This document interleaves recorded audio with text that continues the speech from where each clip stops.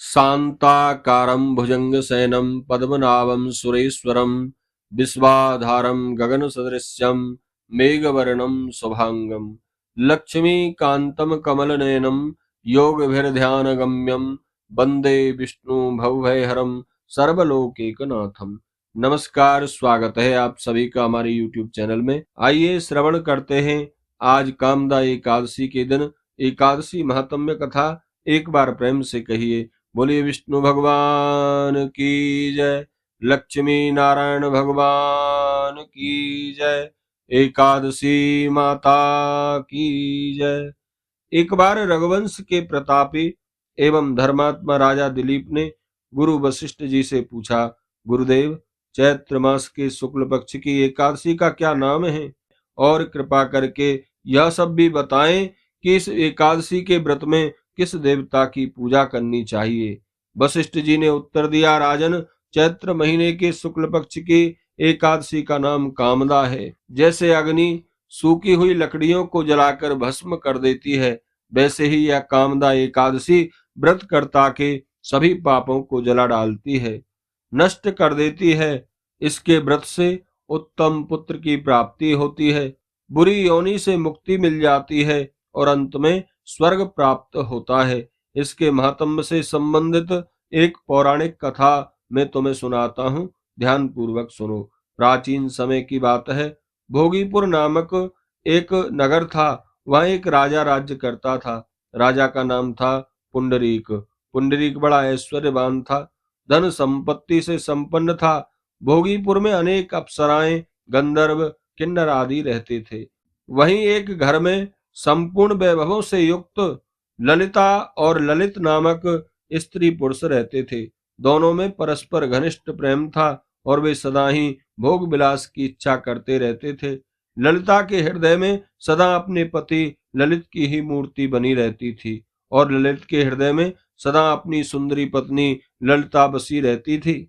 अलग हो जाने की कल्पना मात्र से ही दोनों व्याकुल हो उठते थे। एक बार गंधर्वों सहित राजा पुंडरीक सभा में बैठा था। अन्य गंधर्वों के साथ ललित भी गायन कर रहा था। वहां उसकी प्रिय पत्नी ललिता उपस्थित नहीं थी। ललित को गाते गाते अचानक उसका ख्याल आ गया और जिसके कारण उसके गाने की लय गड़बड़ा गई। नागराज करकोटक ने जब राजा का ध्यान इस ओर आकर्षित किया तो वास्तविकता ज्ञान होने पर पुंडरीक ने ललित को श्राप दे दिया। अरे दुराचारी, तू गाना मेरे सामने बैठकर गा रहा है और मन से अपनी पत्नी का चिंतन करता है, जिसके कारण गाने की तुमने लय भंग कर दी है और इससे हम लोगों के आनंद में विघ्न पड़ा है। अतः मैं तुम्हें श्राप देता हूँ कि तुम कच्चे मांस और मनुष्यों को खाने वाला राक्षस बन जाओ। जो महापाप तुमने किया है उसका फल भोगो। जैसे ही पुंडरीक का कथन समाप्त हुआ, ललित एक भयंकर राक्षस बन गया। उसकी आंखें सूर्य और चंद्रमा के समान चमकने लगी, मुंह से आग बरसने लगी, नाक पर्वत की गुफा के समान बड़ी हो गई, सिर के बाल और भुजाओं की लंबाई बहुत अधिक हो गई, शरीर भी फैलकर चौड़ा हो गया। राक्षस हो जाने पर वह दुखी होकर अपने किए का फल भोगने लगा। जब ललिता ने यह सब देखा तो उसे बड़ा दुख हुआ। वह अपने पति के उद्धार के विषय में चिंतन करने लगी, सोचने लगी, अब मैं कहाँ जाऊं और क्या करूं। ललित राक्षस बनकर बीहड़ जंगलों में रहने लगा और तरह तरह के पाप करने लगा। ललिता भी उसके पीछे पीछे चलती विलाप करने लगी। एक दिन अपने पति के पीछे चलते चलते वह विंध्याचल पर्वत पर चली गई। वहां उसे श्रृंगी ऋषि का आश्रम दिखाई दिया। वह तुरंत उस आश्रम पर गई और श्रृंगी ऋषि के सामने विनय करने लगी। ऋषि ने उसे देखा तो बोले, सुबह, तुम कौन हो एवं कहां से और किस लिए यहाँ आई हो?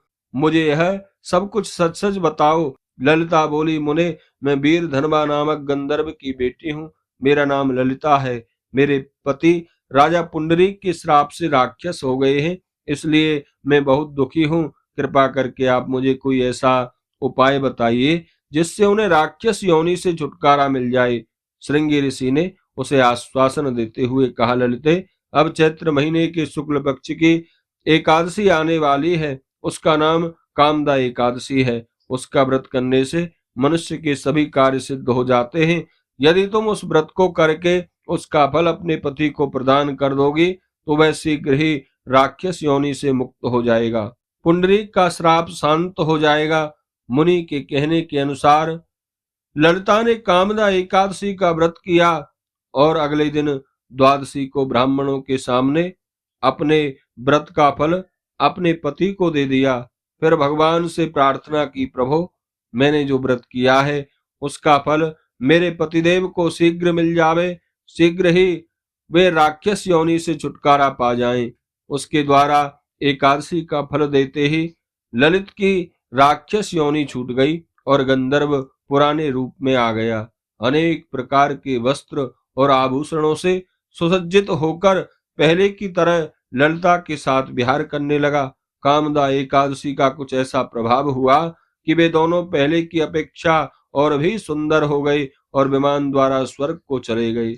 इस व्रत को विधि पूर्वक करने से सब पापों का नाश हो जाता है। ब्रह्म हत्या तक का पाप एकादशी व्रत को करने से नष्ट हो जाता है और बुरी योनियों से मुक्ति मिल जाती है। इसके महात्म्य की कथा पढ़ने या सुनने से वाजपेयी यज्ञ के समान फल प्राप्त होता है। बोलिए एकादशी माता की जय।